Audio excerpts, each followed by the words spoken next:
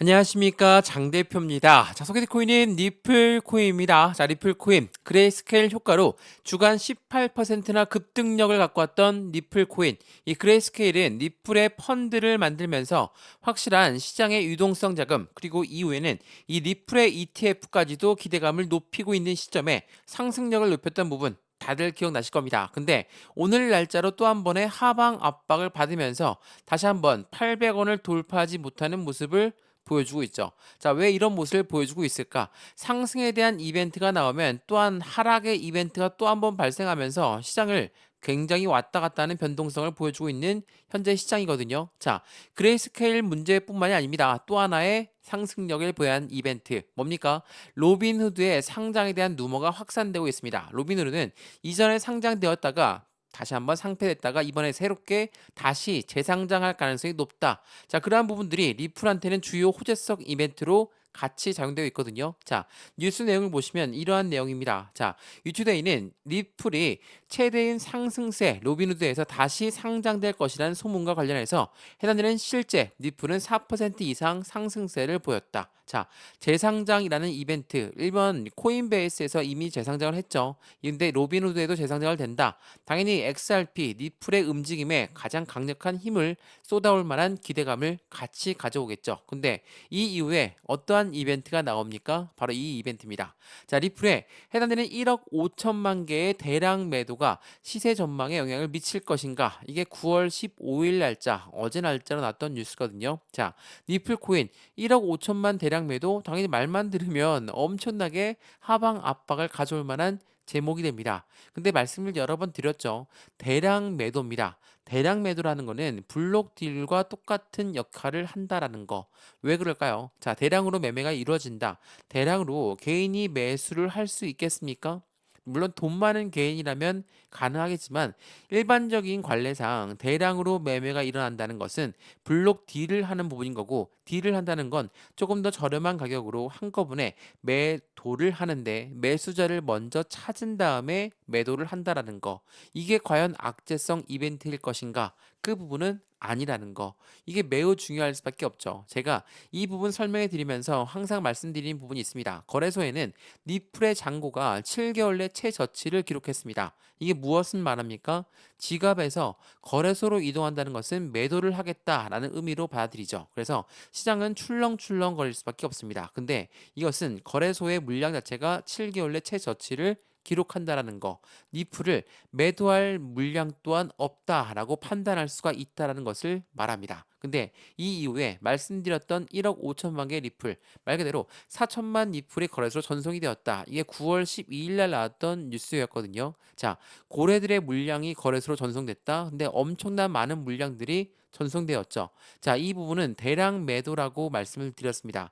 대량 매매가 일어날 때는 항상 매수자를 먼저 찾은 다음에 매매가 일어나게끔 되어 있거든요. 그렇다는 건 이 매수자는 누구를 말합니까? 고래를 말합니다. 개인이 막대한 자금을 들여서 리플을 매수할 수 있다는 개인은 정말 엄청난 자금력을 보유하고 있는 개인이 되겠죠. 근데 그러한 개인은 극히 드뭅니다. 그래서 고래가 매수를 하는데, 고래가 바보가 아닌 이상 지금 단가가 확실한 저점이 아니라면 대량으로 매수를 하겠습니까? 아니죠. 지금 라인이 확실한 저점이기 때문에 대량으로 매수를 한다라는 거. 더군다나 저점 라인에서 고점 라인으로 상승할 가능성이 높기 때문에 고래들은 매수를 하는 겁니다. 개인과 고래들, 우리가 자금력도 틀리고 투자하는 시간도 틀리긴 하지만 이들 똑같은 공통점은 뭡니까? 수익입니다.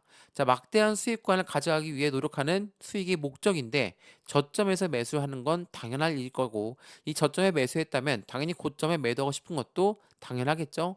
이러한 부분들을 생각해 본다면 절대로 악의적인 뉴스, 악재성 이벤트가 아니라는 거, 그 부분을 다시 한번 판단해 보시면 너무나 좋을 것 같습니다. 우선은 지금 서론이 좀 길었는데 차트를 보면서 다시 한번 말씀을 이어가 볼게요.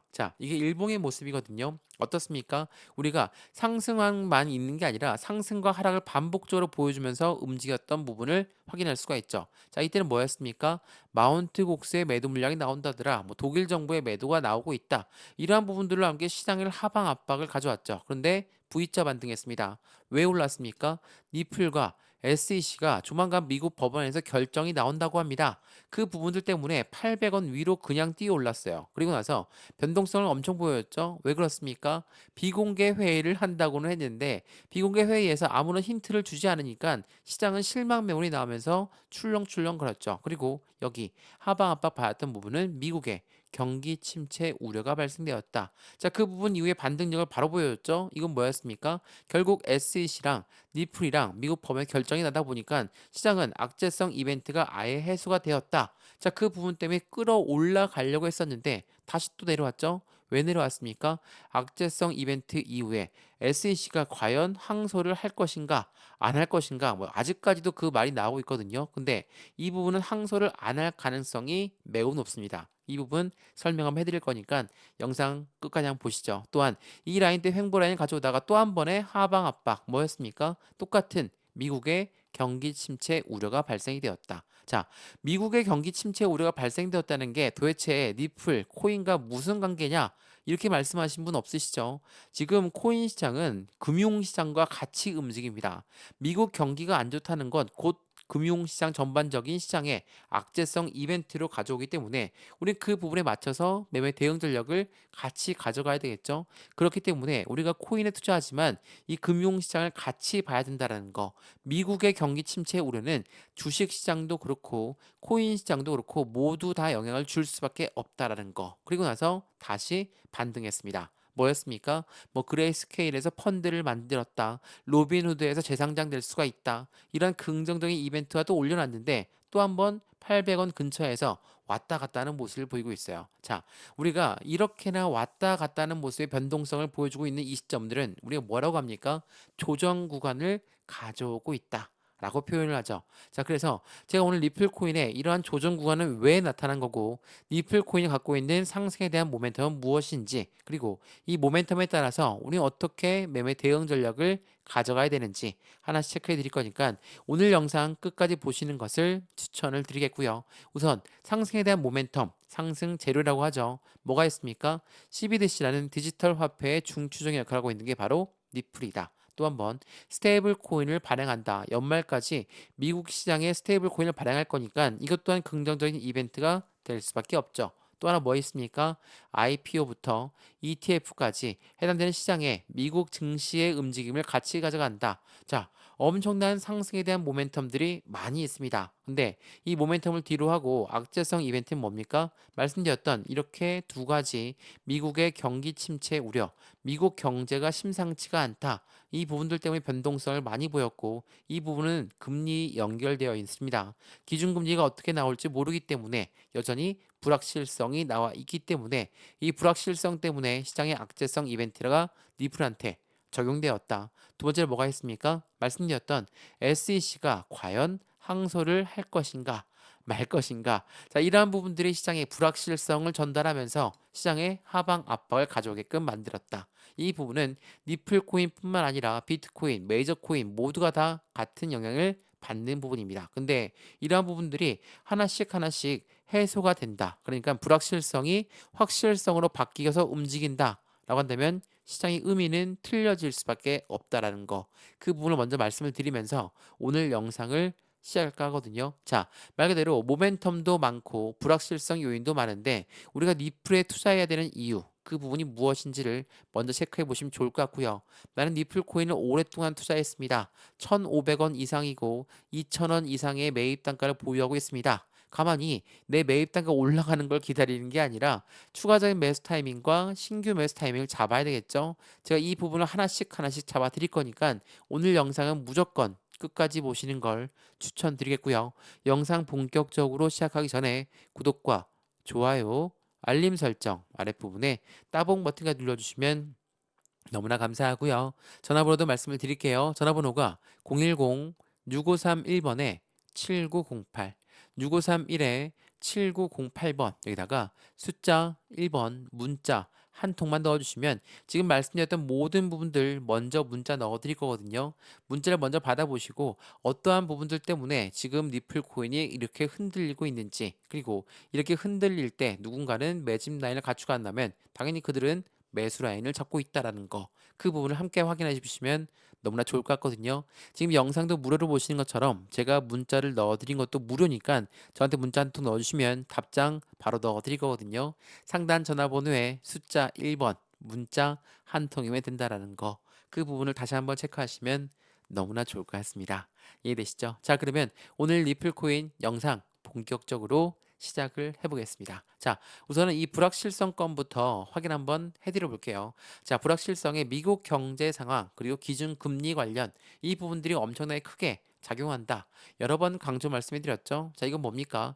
이번 주에 있을 미국의 경제 지표입니다. 지금 우리는 추석 연휴이기 때문에 증시도 아무것도 열리지 않습니다. 다만 코인 시장은 그대로 움직이죠. 그렇기 때문에 이 미국 증시에 따라서 코인 시장의 움직임 또한 정말 크게 달라질 거거든요. 자, 지금 9월 17일 날짜로 소매 판매가 있는데 가장 중요한 부분은 뭐니 뭐니 해도 9월 19일 날 금리 결정이 있습니다. 자, 이 금리 결정은 어떤 걸 말합니까? 미국의 달러의 금리 결정하는데 지금은 25bp 베이비 스텝을 예상하고 있지만 50bp까지도 가능한 수치가 나올 가능성도 있습니다. 자, 우리가 이 금리를 봐야 되는 이유가 뭡니까?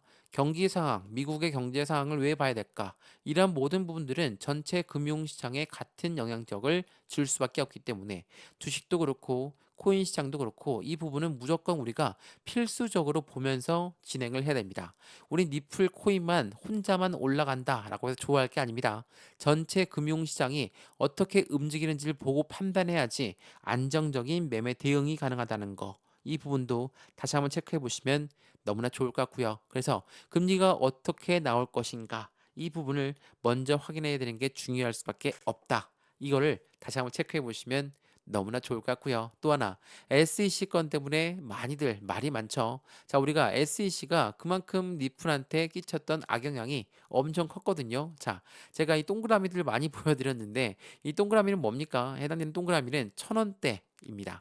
자, 이 1,000원대 라인을 뚫었다가도 다시 뚫고 밑으로 내려오고 왔다 갔다 하는 모습을 많이 보였거든요. 자, 왜 이런 모습을 보였겠습니까? 당연히 이때까지만 하더라도 SEC랑 니플은 해소가 안 된 시점. 그러니까 법원에서 결정이 안 난 상태였다. 근데 법원에서 결정도 안 났는데 1,000원을 뚫고 바로 위로 올린다? 이거는 말이 안 되죠. 지금 단가가 바로 그 단가 때문에 이렇게 다시 왔다 갔다 하는 모습을 보이고 있다는 거. 근데 지금은 의미가 틀립니다.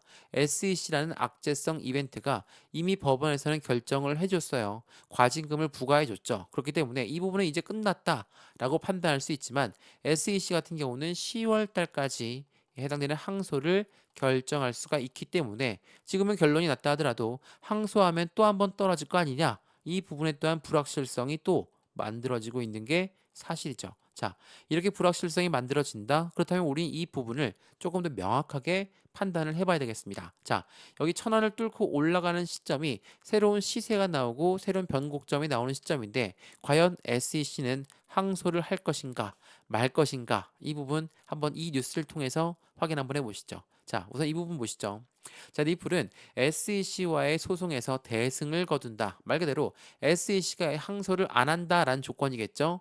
리플은 사상 최고가의 3.4달러까지 급등할 수 있을 것인가? 이게 9월 14일 날 나왔던 뉴스입니다. 자, 과연 리플, SEC가 항소를 할까? 이 부분을 한번 이 뉴스를 한번 보시면 어느 정도는 이해가 되실 거예요. 자, 보시죠. SEC는 리플 소송 관련해서 항소 결정은 쉽지가 않습니다. 그래서 9월까지 보류 가능성이 높습니다. 그리고 10월 초까지 결정해야 되거든요. 항소는 10월 초에 항소를 안 하게 되면 그냥 넘어가는 겁니다. 항소 안 하고 아예 완패가 되는 거예요. 근데 왜 SEC라는 미국의 증권위원회는 리플 소송에서 항소 결정이 쉽지가 않다라고 했을까? 당연하겠지만 이 10월 달 이후에 바로 11월 달이죠. 11월 달엔 뭐가 있습니까? 미국의 대통령 선거가 있습니다. 대선이 있는 시점에 미국의 일개 기관이 항소를 할 것인가? 시간이 더 필요할 거고 재정적인 지원이 필요한 부분에서 정권이 바뀔지도 모르는 그 부분에서 SEC가 과연 이 리스크를 가지고 갈 것인가? 이 부분은 굉장히 희박하다. 라고 볼 수밖에 없겠죠. 더군다나 제가 항상 말씀드렸던 부분이 CFTC입니다. 미국의 상품선물위원회, 똑같은 미국의 기관이거든요. 상품선물위원회는 SEC와의 정반대 이야기를 했어요. CFTC는 뭐라고 합니까? 코인에 증권성 여부를 따지기 전에 80% 정도는 모두 증권이 아니다 라고 이야기를 했죠.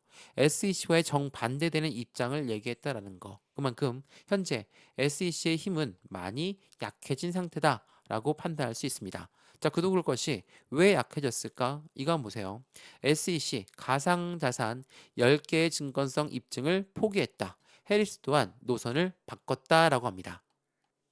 자, 이건 어떤 걸 의미할까요? 자, SEC가 가상자산 10개의 증권성 입증을 포기했다. 그만큼 SEC는 이제 더 이상 코인 시장의 압박을 못하겠다. 라고 판단할 수 있고, 해리스는 누굽니까? 민주당의 대통령 후보입니다. 자, 대통령 후보가 노선을 바꿨다라는 것은 민주당의 캠프에서도 마찬가지로 가상자산 시장에 대해서 이제는 대하는 것이 틀려졌다. 라고 볼 수가 있겠죠. 자, 우선은 이 부분을 먼저 한번 보시죠. 자, 민주당과 상대편은 누굽니까? 공화당의 트럼프 대선 후보입니다. 자, 공화당의 대선 후보 트럼프는 뭐라고 합니까? 나는 가상자산 시장의 대통령이 될 것이다. 이렇게 이야기했어요. 그럼 해리스, 민주당 캠프 또한 당이 동일한 공약들을 내비쳐야 되겠죠. 그래야 표를 받기 쉽겠죠.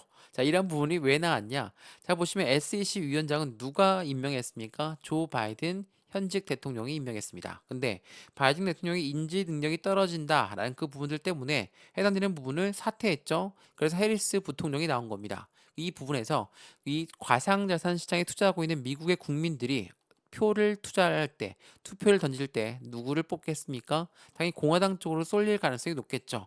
그렇기 때문에 해리스 또한 노선을 바꿀 수밖에 없고 SEC 같은 경우는 민주당의 큰 힘이 잃어버리는 것이 되기 때문에 당연하겠지만 당연히 SEC의 힘은 많이 약해질 수밖에 없는 그 요점을 가져간다라는 거. 이게 매우 중요할 수밖에 없어요. 그래서 전반적인 시장 자체가 이제는 SEC가 항소를 안 할 것이다. 라고 판단하고 있는 것이고 SEC가 항소를 못한다 라고 한다면 이 천원 라인을 뚫었을 때는 새로운 시세가 나올 수밖에 없는 시점을 만들어내겠죠. 새로운 시세, 새로운 변곡점이 나오는 시점 바로 이 천원대입니다. 천원을 어떻게 돌파하느냐가 중요할 수밖에 없는데 이번에야말로 돌파를 하게 되면 1달러든 22달러든 갈 수밖에 없는데 중요한 것은 1달러도 아니고 7000%의 상승도 아닙니다. 천원 라인을 어떻게 뚫고 안착시키느냐가 중요할 수밖에 없다라는 걸 다시 한번 판단해 보시면 너무나 좋을 것 같고요. 그래서 이 부분 여러 번 강조해서 말씀을 드리는 겁니다. 이 천원대를 어떻게 돌파하느냐 이 부분에 맞춰서 우리는 확실한 대응 전략을 가져가야 되겠죠. 더군다나 천원대 밑으로 이 박스권 라인에서는 어떻게 합니까? 매수와 매도 대응 전략이 필요할 수밖에 없죠. 여기 오른쪽에 나와 있는 이 단가들은 목표 단가가 아닙니다. 이 단가는 지지와 저항 구간을 체크해 놓은 부분인 거고 이 라인을 통해서 우리는 확실한 매수 단가와 매도 단가를 잡을 수가 있고 이 부분을 통해 확실한 수익 구조는 더욱더 커질 수밖에 없다라는 거. 그럼 그 사이에 비중 관리가 중요할 수밖에 없겠죠. 1억을 투자하시는 분, 1000만 원 투자하시는 분, 100만 원 투자하시는 분 각각 틀리게 잡아드릴 수밖에 없다라는 걸 다시 한번 체크해 보시면 좋을 것 같고요. 이런 모든 부분들 먼저 문자 넣어 드릴 거니까 상단에 보시면 전화번호 다시 한번 말씀을 드릴게요. 전화번호가 010-6531번에 7908 6531에 7908번 여기다가 숫자 1번입니다. 문자 한 통만 넣어주시면 이 모든 부분 먼저 문자 넣어드릴 거니까 체크를 먼저 해보시고 확실한 수익 구조를 같이 만들어 가시면 너무나 좋을 것 같고요. 저한테 문자 넣어주신 것도 무료, 제가 답장 넣어드린 것도 무료라는 거 다시 한번 체크하시면 너무나 좋겠습니다. 이해되시죠? 자, 그러면 니플 코인, 우리가 니플에 투자하고 있는 상승에 대한 모멘텀 같이 한번 체크를 해봐야 되겠죠? 자, 이거부터 한번 보여드릴게요. 자, 해당되는 부분, 니플 이번 한번 한국에 왔을 때 니플 CEO가 뭐라고 했습니까? 한국의 금융사들과 협력해서 한국에서 암호화폐 커스터디 사업을 키우고 싶다. 그리고 한마디 더, 해리스가 당선된다 하더라도 갠슬러의 임기는 지속되지 않을 것이다. SEC의 의견은 미국 법과 상충되기 때문이다 라고 이야기했죠. 자, 그러니까 민주당이 당선이 되든 공화당이 당선이 되든 SEC 위원장은 사임할 가능성이 높다라는 거. 이 부분을 먼저 체크하시면 좋을 것 같고요. 그리고 커스터디 사업은 뭐라고 합니까? 수탁 사업이라고 하죠.